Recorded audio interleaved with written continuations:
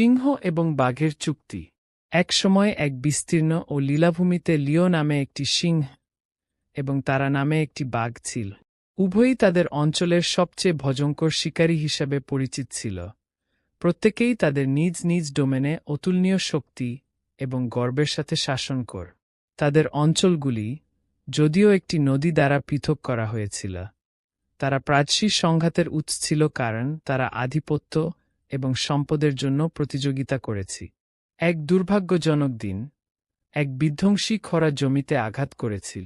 একসময়ের প্রাচুর্যপূর্ণ নদী যেটি তাদের অঞ্চলগুলিকে বিভক্ত করেছিল তা নিছক ছত্রাকের মতো হ্রাস পেয়েছিল, এবং জঙ্গলটি এখন শুকনো এবং অনুর্বর হয়ে গেছে।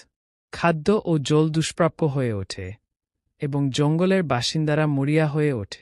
লিও, সিংহ, সর্বদা তার শক্তি এবং সাহসিকতার জন্য পরিচিত ছিল। তারা, বাঘ, তার তৎপরতা এবং ধূর্ততার জন্য প্রশংসিত হয়েছিল। উভয়েই জানত যে তাদের নিজ নিজ গর্ব এবং বংশের বেঁচে থাকা ঝুঁকির মধ্যে ছিল, কিন্তু কেউই তাদের গর্বকে আপস করতে বা অন্যের সাহায্য চাইতে রাজি ছিল না। তাদের প্রতিদ্বন্দ্বিতা কেবল খারাপ অবস্থার সাথে আরও গভীর হয়েছিল। এক সন্ধ্যায়, লিও নদীর ধারের কাছে হাঁটতে হাঁটতে বিপরীত তীরে তারাকে দেখতে পেল। তার চোখ, সাধারণত উগ্র এবং বিদ্বেষপূর্ণ, এখন উদ্বেগের মেঘে ছেয়ে গেছে। লিও অনুভব করল খরার ভার তার ওপর চাপা পড়েছে। তিনি জানতেন যে পরিস্থিতি চলতে থাকলে তাদের কেউই বেশিদিন টিকে থাকতে পারবে না। দুটি শক্তিশালী শিকারী চোখ বন্ধ করে, এবং তাদের মধ্যে একটি অব্যক্ত বোঝাপড়া চলে গেল। তারা উভয়েই স্বীকার করেছিল যে এই ভাগ করা হুমকির মুখে তাদের আধিপত্যের লড়াই তুচ্ছ হয়ে গেছে। লিও তার সাহসকে ডেকে নদীর ওপারে গর্জে উঠল, তারা আমাদের গর্ব এবং আমাদের জীবন ঝুঁকির মধ্যে রয়েছে। সম্ভবত এটি আমাদের জন্য আমাদের পার্থক্যগুলি দূরে সরিয়ে দেওয়ার সময় এসেছে। তারার সোনালি চোখ বিস্ময়ের ইঙ্গিত দিয়ে তার সাথে দেখা করেছিল, তবে আশার আলো ছিল। আপনি কি প্রস্তাব করেন, লিও? তিনি ফিরে কল। আসুন আমরা বাহিনীতে যোগ দিই, লিও পরামর্শ দিল। আমরা একসঙ্গে কাজ করতে পারি পানির একটি নতুন উৎস খুঁজে বের করতে, এবং আমাদের পরিবারকে টিকিয়ে রাখার জন্য পর্যাপ্ত খাবার সংগ্রহ করতে।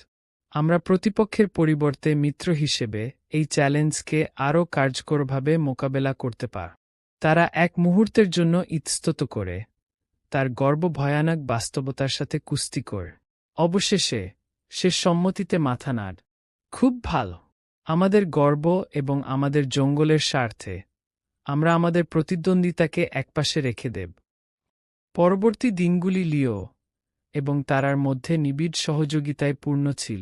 লিও তার শক্তি ব্যবহার করে পতিত গাছ এবং নদীর তল থেকে বাধাগুলি মুছে ফেলতেন, যখন তারার তীক্ষ্ণ ইন্দ্রিয়গুলি তাদের লুকানো জলের উৎসের দিকে পরিচালিত করেছি।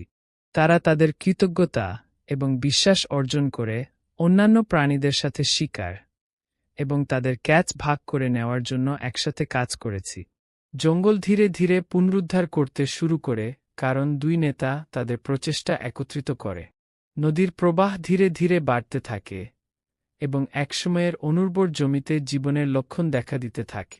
সিংহ এবং বাঘের মধ্যে সহযোগিতার দ্বারা অনুপ্রাণিত জঙ্গলের প্রাণীরা একসাথে কাজ করতে এবং একে অপরকে সমর্থন করতে শিখেছি। জঙ্গল আরও একবার সমৃদ্ধ হওয়ার সাথে সাথে লিও এবং তারা পাশাপাশি দাঁড়িয়েছিল। তাদের এক সময়ের প্রতিদ্বন্দ্বী সম্পর্ক গভীর এবং শ্রদ্ধাপূর্ণ বন্ধুত্বে রূপান্তরিত হয়েছে।